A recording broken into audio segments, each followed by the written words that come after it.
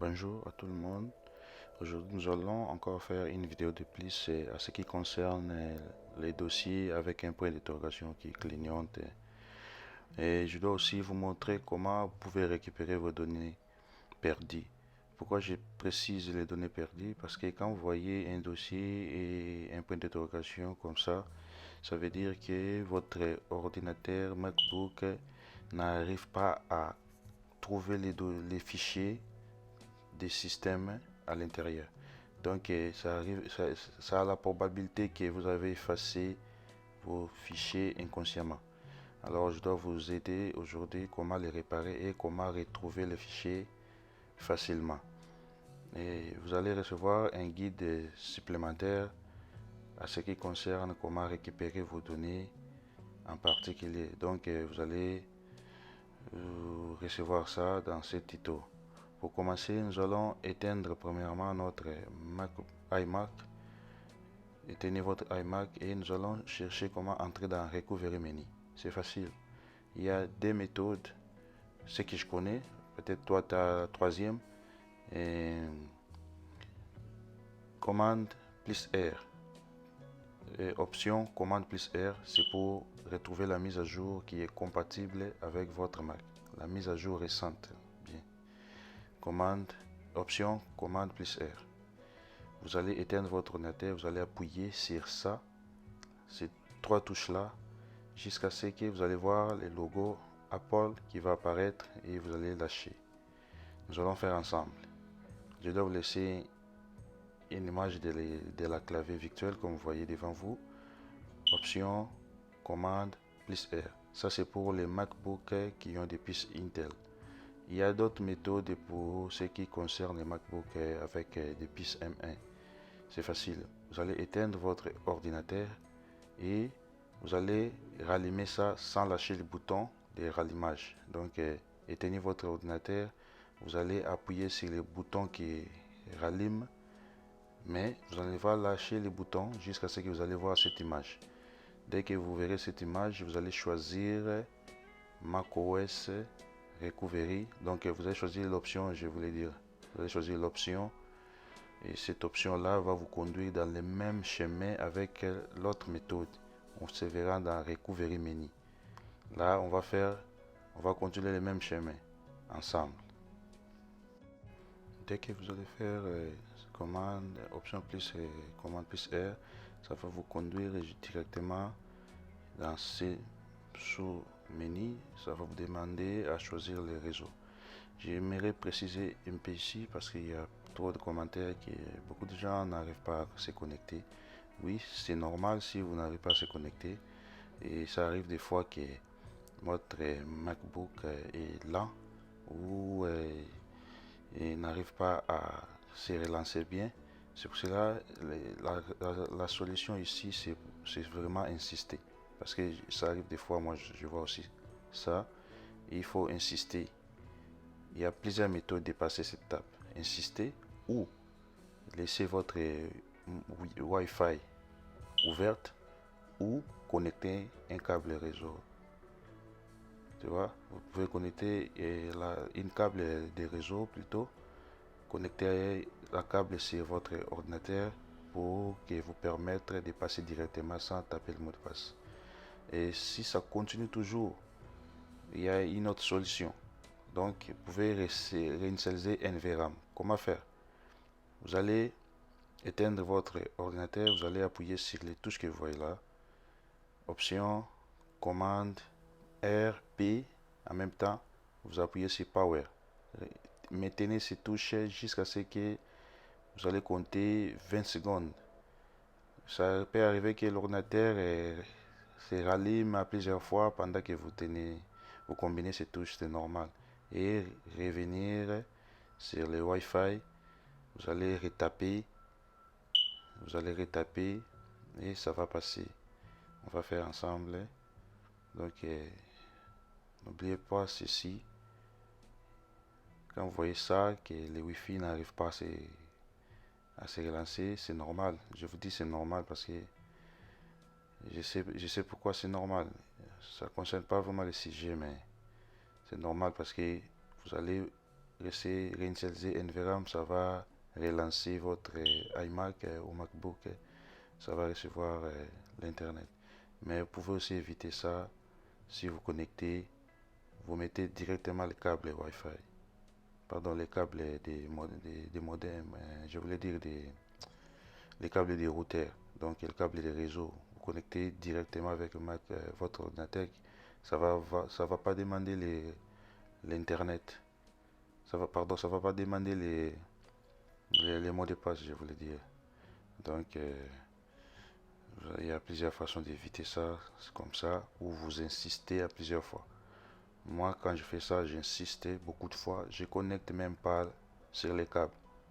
Je fais qu'insister plusieurs fois, comme vous voyez devant vous. Il y a des fois ça refuse. Il y a des fois je fais je dois taper des faux mots de passe. Quand ça va refuser le mot de passe, et, et je dois retaper les vrais mots de passe. Et ça, parfois ça passe comme ça. Donc c'est bon.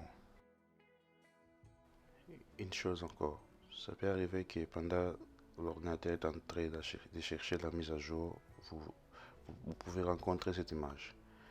Ne vous paniquez pas. Cette image, ça vient souvent quand votre réseau internet est très faible et que le système n'arrive pas à trouver la mise à jour.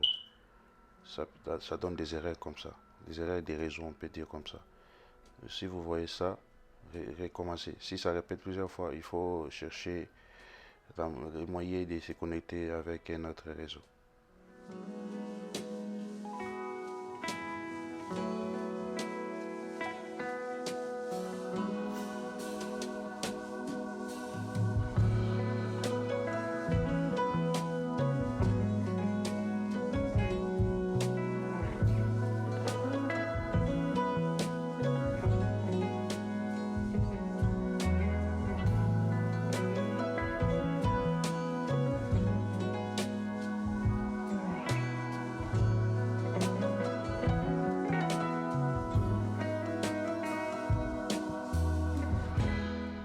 Après la globe, après la fin de la globe, vous allez accéder sur Recovery Menu. Donc vous allez choisir l'utilitaire, ensuite terminal. Donc avant d'aller continuer l'installation de notre macOS, nous allons taper une commande qui va ouvrir une fenêtre de iBoss Soft Data Recovery. Pourquoi iBoss Soft Data Recovery? Et cette fenêtre va nous aider, ce logiciel va nous aider à récupérer tous nos données perdues. Toi là qui a besoin des informations importantes, voici la solution. Vous allez taper cette commande. Cette commande va ouvrir cette fenêtre qui va vous aider à récupérer toutes les données perdues dans les disques durs, tous les trucs perdus, même il y a plusieurs façons de récupérer. Ici, nous sommes sur Recovery Menu pour récupérer les données perdues dans les disques durs internes. Mais je dois vous montrer d'autres méthodes. Si vous terminez à taper votre commande, vous allez appuyer sur Enter.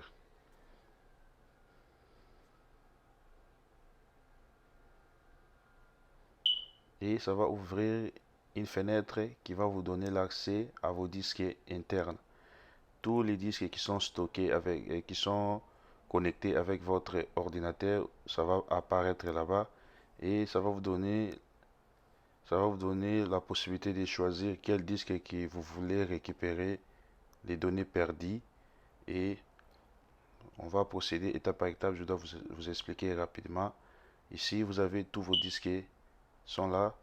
Ici, vous allez choisir les disques qui est très important, les disques que vous avez besoin de récupérer, les données qui étaient dedans.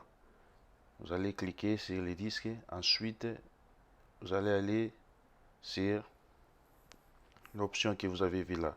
Ça va lancer le scannage jusqu'à ce que ça va trouver des données. Non, nous on va pas récupérer des données, on va annuler ça. Et c'était un exemple seulement pour vous. Et là-bas, quand ça va tourner, ça va récupérer toutes les données perdues et vous allez commencer à choisir.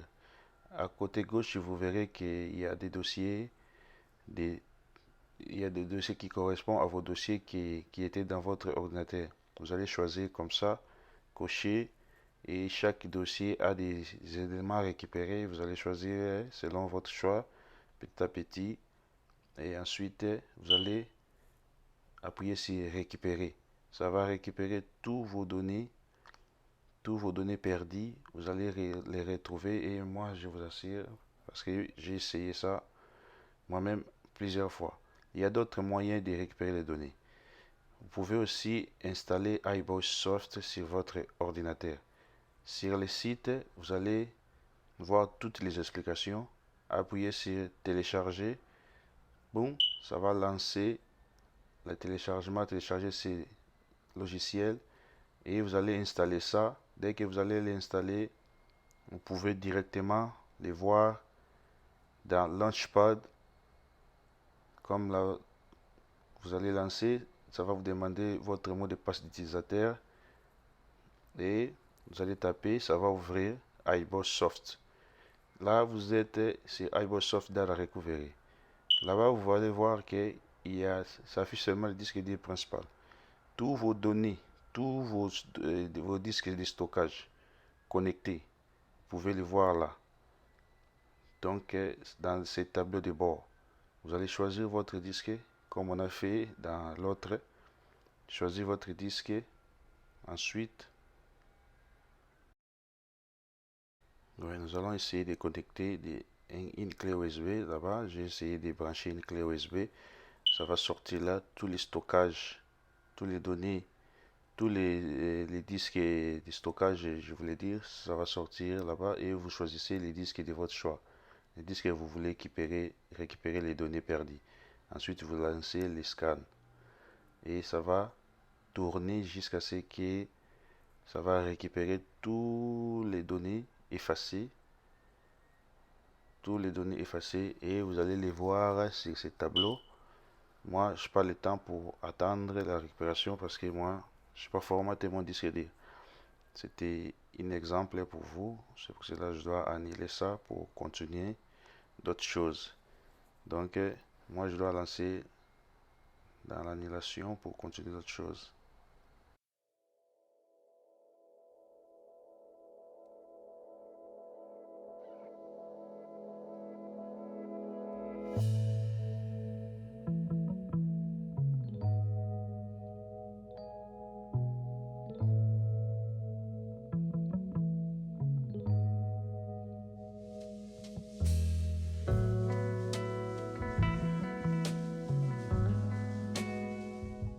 Dès que le scan va finir, vous allez retrouver tous vos données là-bas, dans liste des données.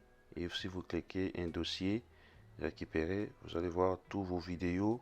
Vous pouvez appuyer sur une vidéo que vous en avez besoin et vous cliquez sur récupérer. Ça va tout récupérer les trucs perdus. Alors, je crois que vous avez compris. Je dois laisser toutes les informations dans la description de cette vidéo. En bas de la vidéo, vous verrez tout ça. Nous allons retourner dans notre problème. Ici, nous allons installer notre software. Nous allons pouvoir formater les disques durs. Allez sur utilitaire du disque.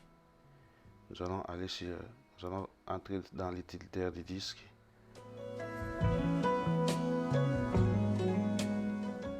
Là, nous sommes dans l'utilitaire des disques. Nous allons pouvoir sélectionner les disques durs principaux pour les formater et donner les formats. Ça, c'est après avoir récupéré nos données. Maintenant, nous allons choisir l'option qui est à côté pour afficher tous les disques. Nous allons afficher tous les disques.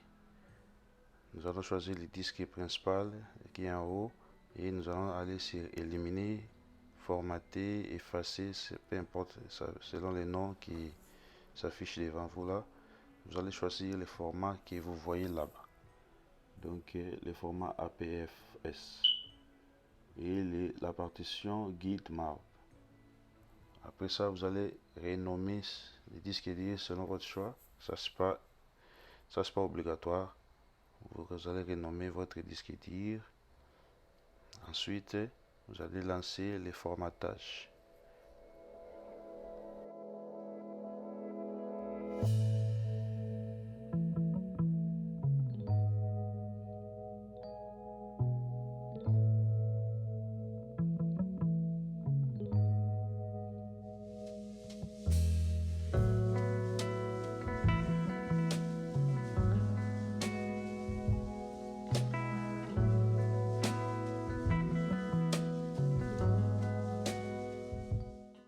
Dès que le formatage sera terminé, vous allez fermer les options,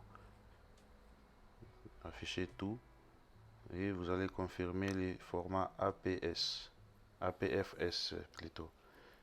Là, nous allons sortir l'utilitaire du disque pour aller installer notre macOS et appuyer sur macOS, aller cliquer sur suite, c'est suivant, je voulais dire, et appuyer ici suivant, toujours suivant jusqu'à la fin, accepter tous les termes les contrats qu'ils vont vous demander.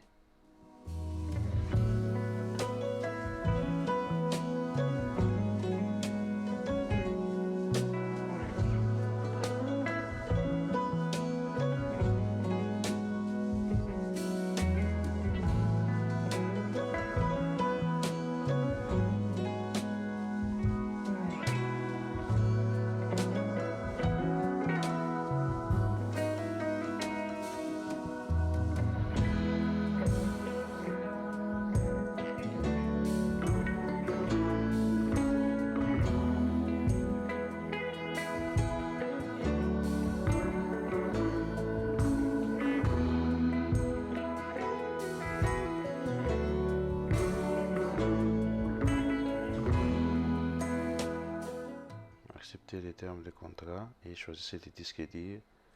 Ensuite, continuez votre installation qui sera automatique. Là, nous venons d'installer notre macOS. Ici, cette étape est très facile pour tout le monde. Il suffit de configurer comme on fait sur un téléphone. Merci de regarder cette vidéo. Qu'est-ce que tu penses? S'il y a quelque chose, écrivez-nous dans les commentaires.